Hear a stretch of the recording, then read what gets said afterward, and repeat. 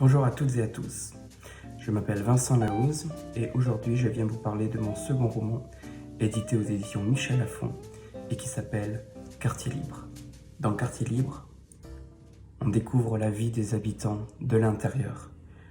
On découvre la générosité, l'entraide, le partage, une fierté, une volonté de s'en sortir que j'ai rarement vue ailleurs.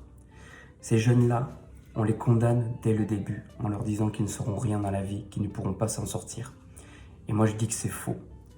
J'ai vu des milliers et des milliers d'enfants et je suis persuadé que les 3/4, voire plus, ont pu s'en sortir, ont pu avoir un avenir, ont pu avoir autre chose que ce destin qui était déjà tracé. Alors oui, Quartier Libre n'est pas un roman à l'eau de rose, ce n'est pas le monde des bisounours. Bien sûr que je suis obligé de décrire à l'intérieur de la violence. Bien sûr que je suis obligé de décrire à l'intérieur de la colère, de la haine, la drogue, ce besoin de s'en sortir, quoi qu'il arrive, par tous les moyens. Mais il n'y a pas que ça. Il n'y a pas que ça. Je sais que Quartier Libre ne changera pas forcément l'image que les gens ont des quartiers. Mais au moins, j'aurais amené ma petite pierre à l'édifice pour plus de diversité, pour plus de tolérance, pour plus d'acceptation les uns envers les autres, tout simplement. Alors, Quartier Libre, de quoi ça parle?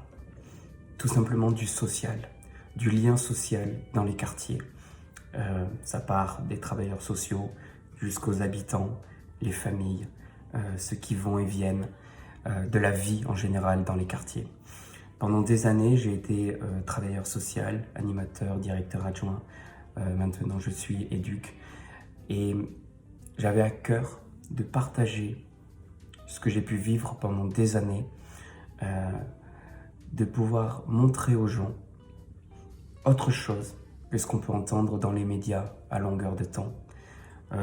Montrer qu'il y a autre chose que la violence dans les quartiers, qu'il y a autre chose que les trafics de drogue, le racisme, l'antisémitisme, tout ça, autre chose. Alors, si vous aimez les romans noirs, mais avec un peu de clarté, si vous aimez les romans qui vous tiennent en haleine jusqu'au bout de la nuit, si vous aimez les personnages forts, lumineux et aussi très sombres, alors lisez Quartier Libre.